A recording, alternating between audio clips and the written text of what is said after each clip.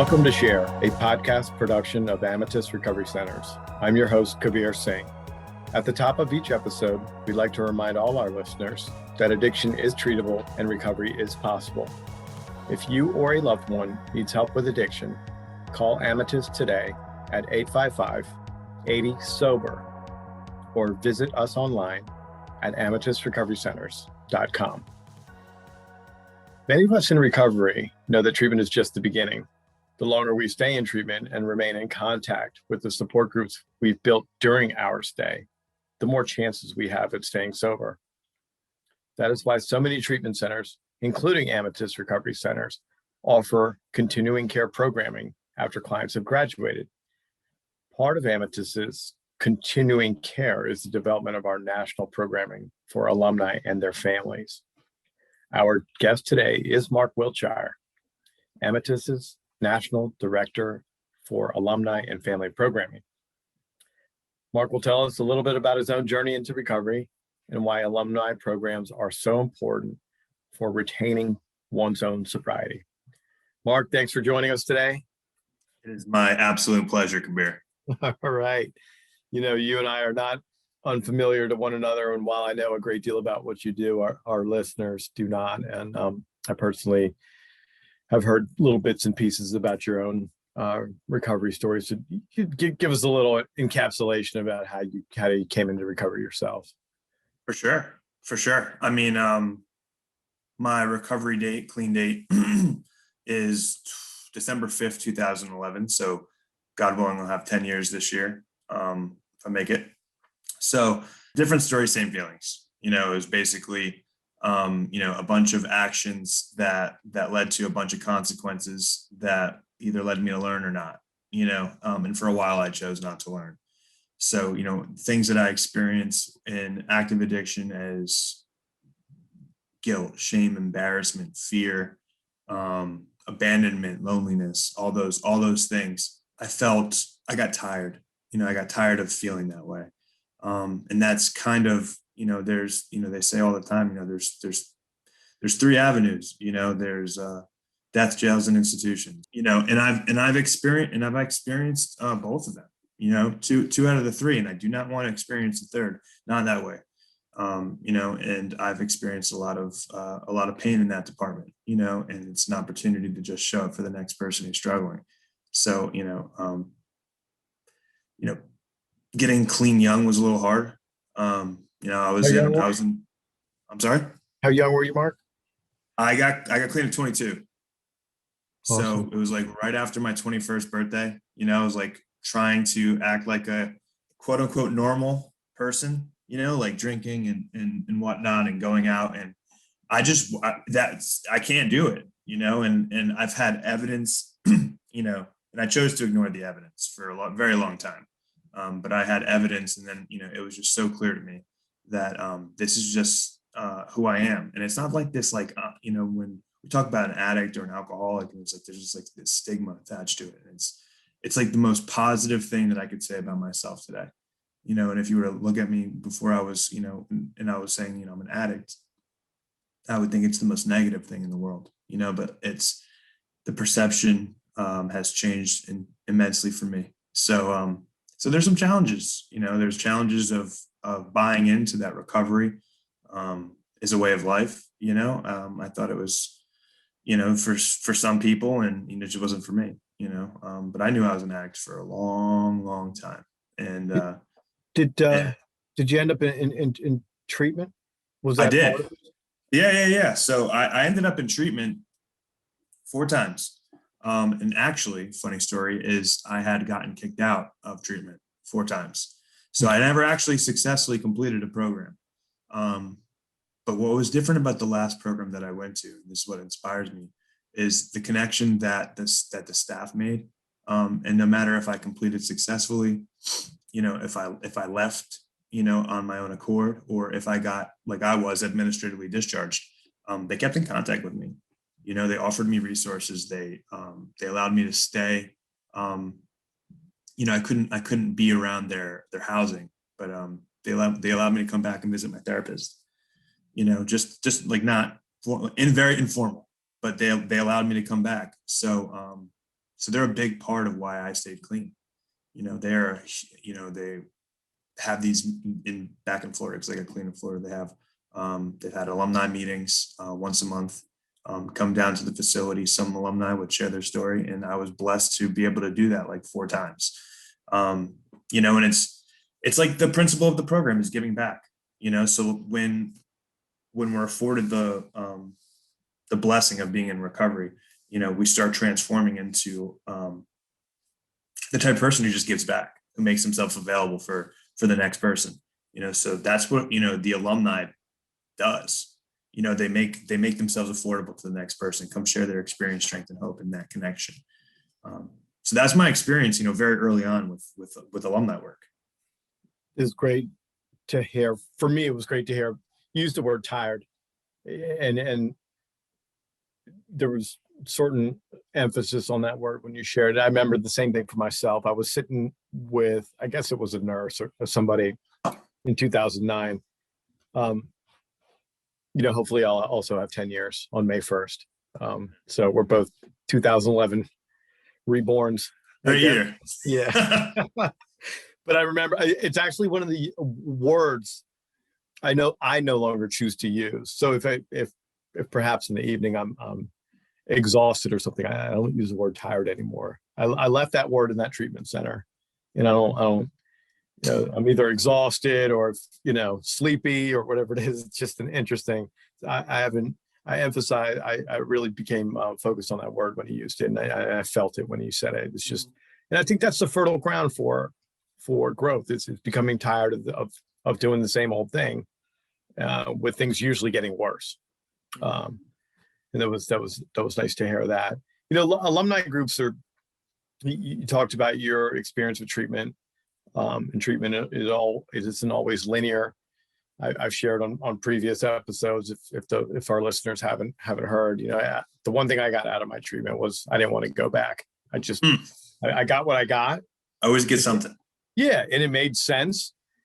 And what also didn't make sense to me at that particular time. I don't know if it was because my runway of life was a little bit long. I mean, I went into treatment at 34, and so I had a little bit more life behind me. I was, well, how does so-and-so, he's been here like 8 times. Like, well, I was like, it was mind blowing for me. But I now understand today that's whoever's path. The vessel is obviously often different. The story is usually the same, kind of what you talked about.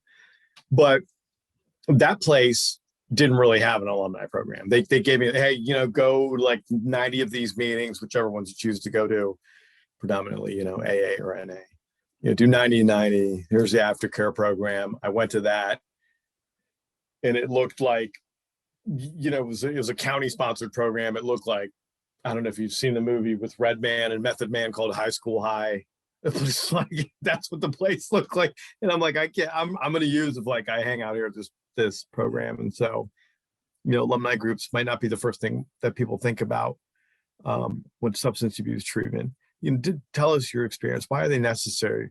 I mean, it's up to I'm a numbers guy, and if it's a better chance to stay clean, I'm gonna take it every time, but like you said, everyone's path is different. So, they can choose to go through whatever experience they have and have the consequences, amount, and then they can either make a decision there or keep pushing through.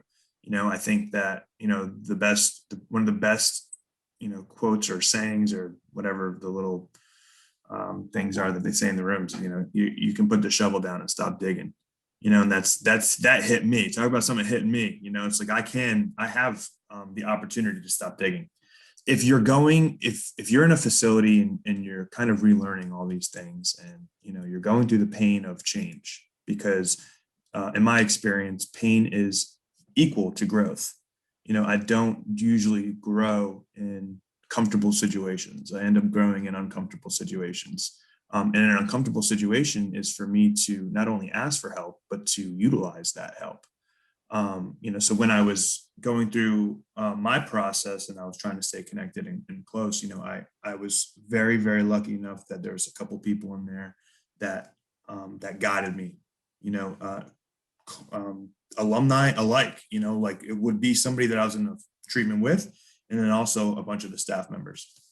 And then when I got out, it's like, I don't have to be alone, because for a long time you get comfortable in being alone. You get comfortable in suffering, and that becomes the normal. So it was very unique to not be alone, and it was uncomfortable.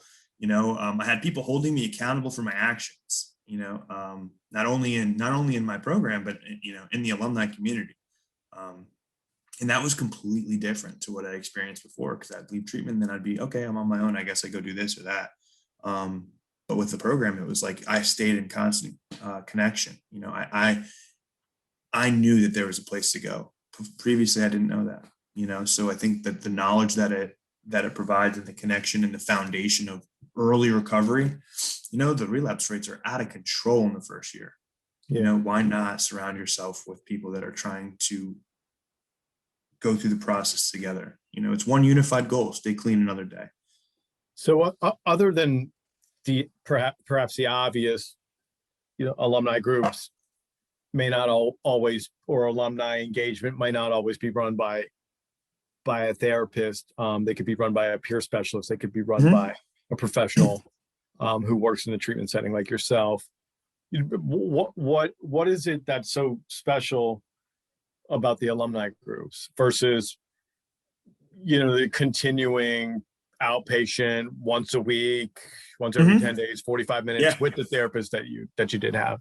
Well, it's the shared experience. It's like we did this together, maybe not at the same time, but, my dad used to say this stupid quote, but it always resonated with me. And so we went to different schools together. It's like kind of like the same. It's kind of like the same thing. It's like we went to the facility together at different times. So everyone has their unique experience. Everyone can get together and tell stories and go through, and then talk about the hard times of what they went through while in treatment, how they got through it there, who helped them there. Offering alumni to come back and tell their story, to current clients, to show them that we have people that come back and they're doing well, and they want to share with you. Make it attractive. And that's the big thing, is attraction over promotion. We want to make everything look attractive. And recovery is very, very attractive, especially to people that are in treatment that want to get it.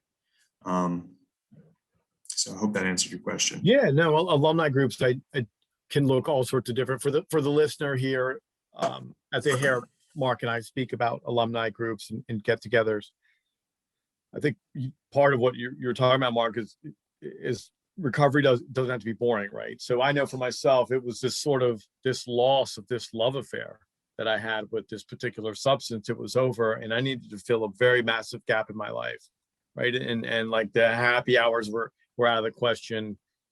Places for a while, concerts and things like that were out of the question. Anything that was at risk for my own recovery was out of the question. So alumni events were often the safe, fun place to be. Yeah, and I think we need to redefine the word alumni and what it means. Okay. If you are coming into our facility, no matter if you stay 12 hours, if you stay 12 months, you are an alumni. You are a part of our community. If you chose to leave, that's okay. We're still here. We're still around. We want to be a part of your recovery, no matter what. You walk through those doors, you're a part of us. And that's what we want to redefine, because a lot of people have this definition of alumni as everyone who successfully completes a program. It's not true.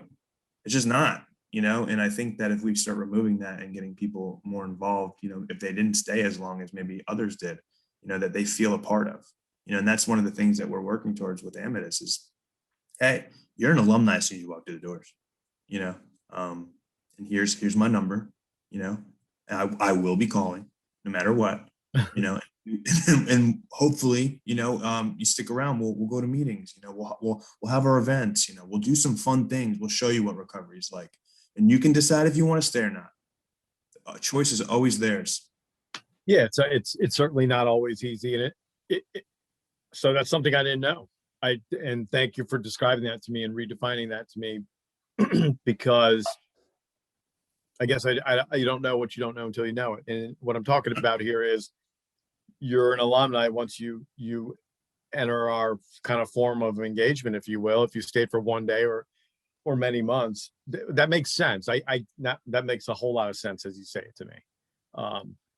That you don't have to successfully complete the program. So for some reason in my mind, I thought that's exactly what you need to complete, and therefore you're now in the alumni program, right? So when I went to like the University of Maryland back in the 90s, I'm not an alumni until I graduated their program. Yeah. So really important distinction for the listener here. Yes. So why? I know you, I happen to know you, Mark, and I can say there's probably a lot of different things you could do in this business or in this industry, whatever we want to call it. Mhm. Why alumni? I think it's I think it's a combination because not only are we working and evolving. I mean, number one, helping a newcomer is the way of life in recovery. So I think they're basically becoming into the newcomer stages. So it's like acts of service no matter what. But I think what a lot of people also leave out is the family piece. And when families come through and the attention they get and the support they get, and then what happens to the connection with the families afterwards. So there's like that family alumni feel too. And once you put them all together, you have this population of people that is going to need a lot of support trying to assimilate back into regular life, and that's extremely important. It's one of the most glaring positions in recovery is the transition back to a normal routine, a schedule, going back to work. What are you doing for yourself? And you can say that for the alumni of any facility. You can say that for the family of an alumni. What are you doing for yourself? And that's the biggest part. That's why it's so important, because they receive all this stuff at clinical.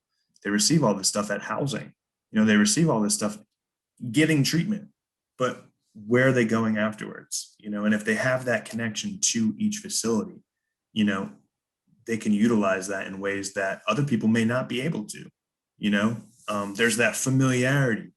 It's not like you're walking in, and listen, I'm not telling nobody to not walk into a meeting, but it's not walking into a meeting, and not knowing anybody and not having those formed relationships. You're already forming relationships. You have been for a month or two or three, and you're walking back into, it's like home. It's like you're walking back and you're like, wow.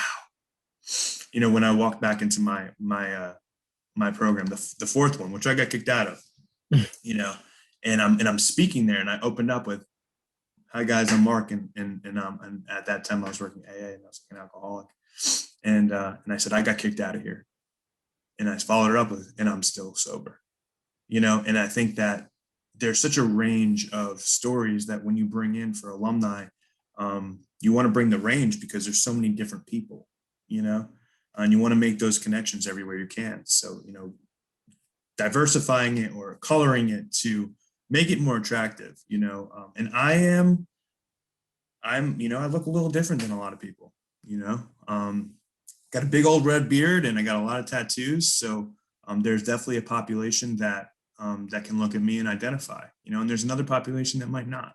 So it's being inclusive. It's gathering everybody, and we do that by staying connected and staying together. It's really important. Yeah, it's important to focus on the message, not the messenger. I've heard that many times. And you started to talk a little bit about families. And other than the obvious, which there are families, right? If we broaden that scope a little bit and look at natural supports, it might not, for the listener out there, because a lot of them are families, right? There's parent listeners out here that have children that are in the throes of addiction and might be trying to seek out some information here. Other than the fact that they can certainly reach you through our 800 number and ask you questions directly. What does the family component look like in your family group?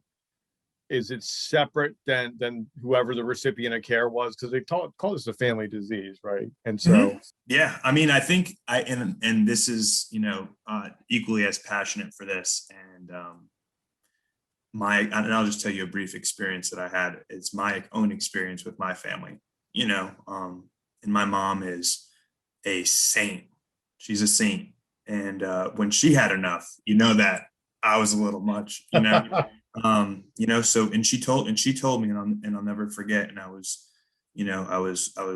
homeless, and I called her and I said, "I need help. I need you to give me money. I need you to fly me home. I don't know what to do." And she basically she said, "I have all the faith in the world that you'll figure it out, and I love you." And that echoes in my mind so often.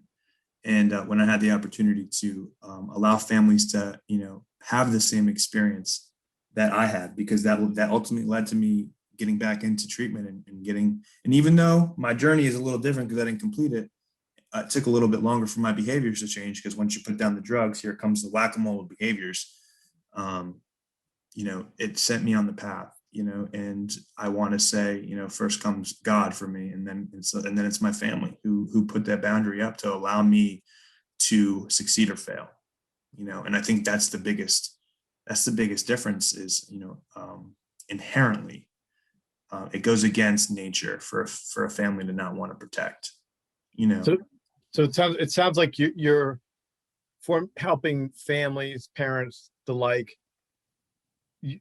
develop healthy boundaries with their child. Just like you mentioned, it's sort of unnatural to say no to a child, especially a child in need, right? Forget about how old or young they are.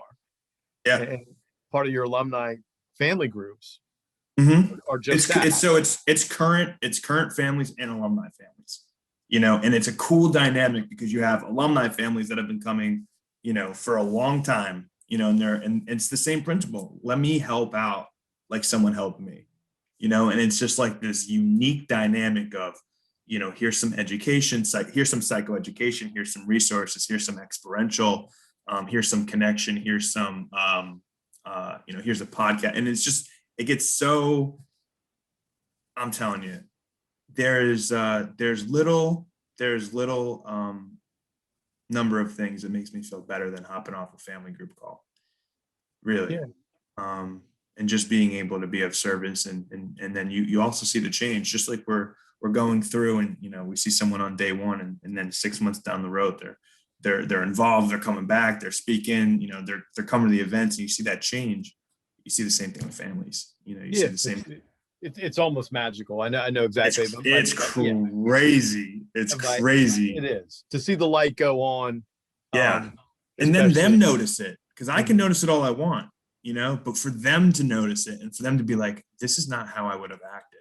I would have been, going crazy. I would have been sending money. I would have been trying to find a hotel. I would have been, I would have been calling their job. I would have given them an excuse, like all the stuff that you hear. And they're just like, I just let it happen as it should, and it's just so crazy to hear. It's hard. Yeah. So your clients and the connections they maintain with your alumni groups, do those sometimes span years? I mean, what's the engagement there? It is, it is up to them to be involved. We can only offer the services. We can only do the outreach. We can only make ourselves available. And, for everyone that works in the alumni department at Amatus, it is, it's not a typical 9 to 5. You might have some calls in, especially when you're working with families, you may have some calls, after hours, but the availability piece is the one thing that we look for.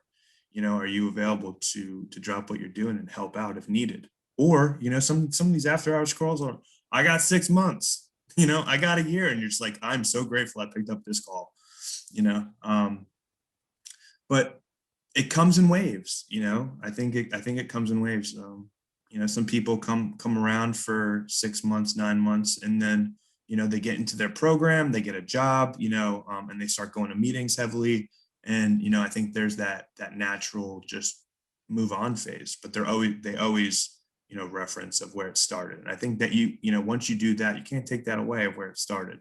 There's always that, let's pay homage to where I was, so yeah, I mean, the younger generation, obviously very in tune with social media and the like. What, other than alumni groups that take place during this pandemic, what have been other social platforms that you're using for alumni engagement? So we have dedicated Facebook groups. That's kind of the big social media presence that we use. When you say dedicated, they're private. They're private groups. Yeah. I mean, right. There's not, it has to be approved, has to be, like I said, an alumni, which is anybody that came through our doors, no matter if they stayed, 12 hours or 12 months. But, it goes through that process of, we'll search them, we'll go out there and we'll be like, hey, how's this person doing? Let me add them on Facebook. Let me get in the group. And it's basically just to provide further connection and to link, different groups of alumni. It's not as easy to make a connection with someone that you didn't go to treatment with. It takes a little bit of effort, but we give that soft introduction, like, hey, you're here, I'm here, let's work on this together. Let's have some fun, and I remember, pre-COVID, when we were actually having in-person events, we went out and we did, we played a bunch of games at an arcade, and, we went, it's not bumper cars, but it's like a racetrack, and it was a lot of fun, and it's something that I can sit back and look at and like watch them just have fun and be themselves. And, something that is very missing for a long time for a lot of people during active addiction, and to see them, just be themselves and, just start laughing and smiling and from where they came from, I think that is a huge part of it too. Well, there you have it, folks. Mark, I hope we get back to those more in-person representations of what we do in our alumni groups and the like, and that you're able to get back to that soon for yourself as well. And thank you for the look into Amatus Recovery Center's alumni and family program. To the listener out there, we hope that Mark has shared some hope with you. We helped you learn a little bit more about the support for you and your family. If you ever want to reach out, you can ask for Marc Wiltshire at 855-80-SOBER. If you or a loved one needs help with addiction, you can visit us at the same number, 855-80-SOBER, or amatusrecoverycenters.com. To find more episodes of Share, visit our website, amatusrecoverycenters.com/share, or subscribe wherever you get podcasts. Thanks for tuning into another episode. I'm Kabir Singh. We'll see you next time.